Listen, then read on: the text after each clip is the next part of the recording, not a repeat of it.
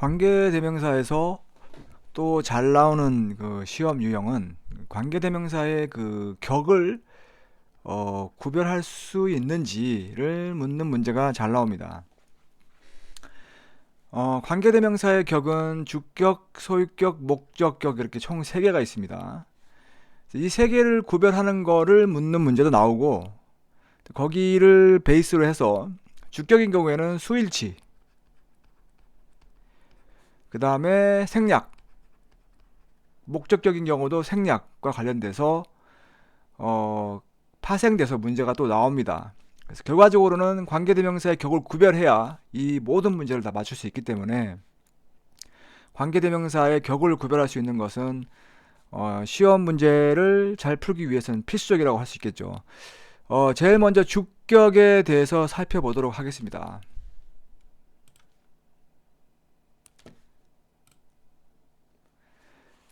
자, 먼저 주격을 구별하려면 제일 먼저 알아야 될 것은 관계대명사 뒤에 바로 동사가 나오는지를 살펴보는 겁니다. 그 뒤에 바로 동사가 나오면 주격입니다. 쉽죠? 어렵지 않습니다. 여기 지금 보면 관계대명사 who가 있고요. 그 뒤에 where라는 입다 라는 동사가 나와 있지 않습니까? 이 경우면 이 who가 주격임을 바로 알 수 있게 되는 겁니다. 통상적으로 동사가 나오면, 영어 문장에 동사가 나오면 그 왼쪽에는 주어가 영어는 반드시 나오죠. 근데 여기 지금 주어가 없지 않습니까? 예. 주격이라 하면 주어가 없다는 거거든요.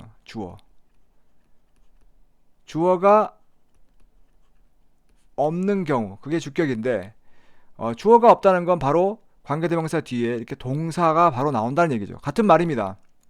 주어가 없다는 말과 관계대명사 바로 뒤에 동사가 나온다는 건 같은 말이니까 뭐 어느 쪽이든 상관없이 여러분들이 풀어주시면 되겠어요. 이렇게 이제 주격은 관계대명사의 격을 구별하는 데서 제일 쉽습니다. 예, 제일 쉽고 그 다음에 이제 그 다음에 하지만 이 주격을 구별하는 문제 자체는 쉬운데 관계대명사에서는 이 그 주격인 경우에는 이 동사와 수일치 문제가 또 나옵니다. 이 경우에는 항상 난이도가 올라가니까 신경을 꼭 써줘야 돼요. 여기에 보면은 지금 the man이라고 하는 것이 선행사고요. 그 다음에 주격 관계대명사 who가 나오고 바로 동사가 나와 있지 않습니까? 그럼 동사는 주어랑 수일치를 해야 하는데 주어가 없으니까 도대체 뭐랑 수일치를 해야 되는가? 이러한 난관에 봉착하게 되죠. 이 경우에는 주어가 없으니까 주어를 대신해서 선행사와 수일치를 해주면 됩니다. 이 선행사와 이 동사 간에 수일치를 한다. 수일치를 하면 됩니다. 여기 보면 더 man이 3인칭 단수니까 동사에 여기 바로 s, where s가 붙었죠. 예, 요 경우 그렇게 어려운 개념은 아닌데 많은 학생들이 되게 놓쳐요. S 하나 붙이고 안 붙이고 신경 별로 안 쓰기 때문에 되게 놓치게 되고 시험에 출제가 되면은 아주 많이 틀리는 경우, 특히 서술형에서 꼭 S를 빼먹고 답을 쓰죠. 그렇게 되면 점수를 아예 못 받거나 엄청난 감점을 받을 수도 있기 때문에 관계대명사가 주격이다 라고 판단되면은 동시에 습관적으로 선행사와의 수일치를 꼭 신경 써야 됩니다. 반드시 기억해 주시고요. 그 다음에 주격은 이제 이 정도로 하면 충분하고요. 그 다음에 소유격으로 넘어가도록 하겠습니다.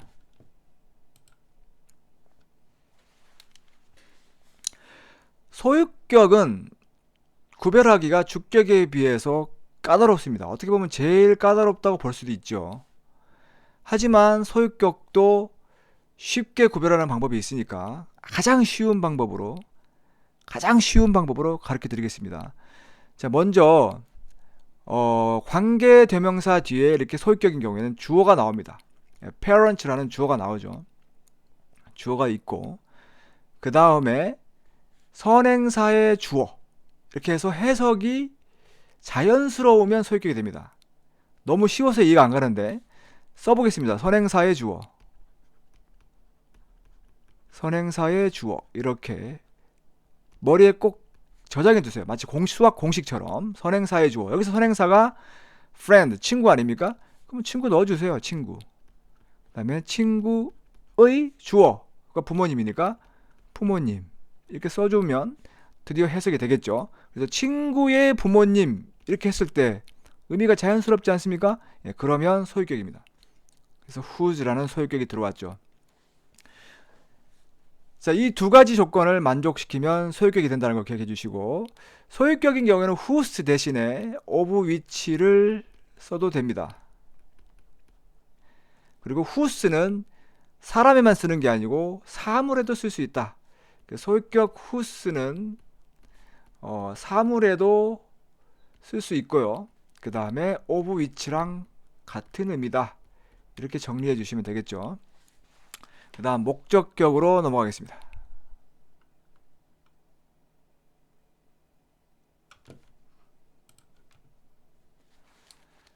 자, 목적격에서는 관계대명사 뒤에 주어가 나옵니다. 역시 나오는데 선행사의 주어로 해석을 해서 의미가 부자연스러우면 목적격이 되는 겁니다. 원래 목적격이라 하는 것은 목적어가 빠져 있다는 거거든요. 여기 뒤에 we met, we가 주어고 met이 동사니까 met의 목적어가 요 부분이 요 목적어가 지금 빠져 있습니다. 우리는 만났는데 누구를 만났느냐? the boy, 그 소년을 만났겠죠. the boy가 없잖아요. 목적어가 빠져 있으니까 목적격이구나. 이렇게 판단하시는 학생들도 있습니다. 그것도 가능합니다. 그렇게 할 수 있으면 제일 좋겠죠. 그게 원래 원칙적으로 목적격을 구별하는 방식이니까. 근데 초보 학생이 목적어가 빠져 있는지 구별하는 게 좀 어려워요. 예. 목적어가 생략되면 목적격이다. 이 방법이 잘 안 되는 경우에는 좀 더 쉬운 방법으로 가면 목적어가 빠져 있는지 구별이 안 되니까 일단 주어는 살아 있어야 됩니다. 즉 관계대명사 뒤에 뭐가 있습니까? 이렇게 주어가 있고 그 다음에 선행사의 주어로 해석을 한번 해봅니다. 그래서 해석이 자연스러우면 아까 이 두 번째에서 배웠듯이 소유격이 되는 거고 부자연스러우면 목적격으로 가면 되는 거죠. 예, 이렇게 이 방법을 취하는 것이 조금 돌아가긴 하지만 틀릴 확률이 떨어지겠죠. 특히 초보학생이라면 더더욱이나 맞추겠죠. 그러면 한번 해봅시다. 일단 목적격 whom 대신에 we라는 주어가 살아있지 않습니까? 그럼 얘는 이제 소유격이든지 목적격이든지 두 개의 옵션이 남아 있습니다. 그러면 소유격을 해보는 거예요. the boy가 선행사고 we가 주어니까 선행사의 주어, 즉 그 소년의 우리, 이렇게 하면 말이 안 되지 않습니까? 뭔가 부자연스럽지 않습니까? 그 소년의 우리, 이게 뭐예요? 아무 말도 안 되죠. 이렇게 의미가 부자연스러우니까 소유격이 안 되는구나. 그러면 나머지 격 목적격이겠죠, 얘가. 그렇게 해서 구별하는 방식이 조금은 돌아가지만 제일 안전한 방식이다. 이렇게 알아두시고, 소유격인 경우에는 목적격인 경우에는 whom을 쓰는 게 원칙이지만 요즘에는 who를 써도 됩니다. who를 써도 상관이 없다. who는 그러니까 결론적으로 주격에도 쓰이고 목적격에도 쓰인다. 이렇게 정리해 두시면 되겠죠. 자, 그 다음에 마지막 관계대명사의 생략에 대해서 설명하도록 하겠습니다. 관계대명사 생략인 경우 첫 번째 주격인 경우에는 주격 다음에 비동사가 나오면 그 모두를 생략할 수 있습니다. He likes the car which was made in Korea에서 여기서 which가 주격임을 알 수 있는데 그 이유는 바로 뒤에 비동사, 즉 동사가 왔으니까 주격이 되겠죠.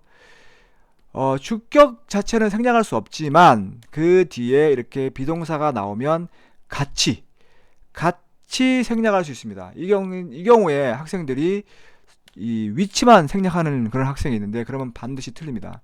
그러니까 주격 다음에 비동사가 나오면 비동사랑 함께 생략할 수 있다는 거 꼭 기억해 두시고 이때는 관계대명사만은 생략하면 틀린다는 거 또 같이 알아두세요.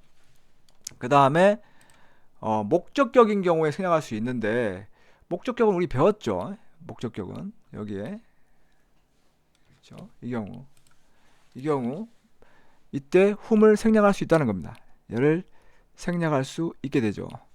그 다음에 목적격에서 마지막 한 가지 주의할 점은 이 목적격 관계대명사 왼쪽에 전치사가 오는 경우가 있습니다. 요 자리에 전치사가 오는 경우가 있죠. 전치사 뭐 있습니까? 뭐 on이라든지 in, at 이런 등등의 전치사가 오게 되면은 이때 관계대명사는 아무리 목적격이라도 생략할 수 없습니다. 자, 오늘 그 관계대명사에서 격을 구별하고 그와 파생되어 나올 수 있는 문제에 대해서 무엇이 출제될 수 있는가 한번 살펴봤습니다.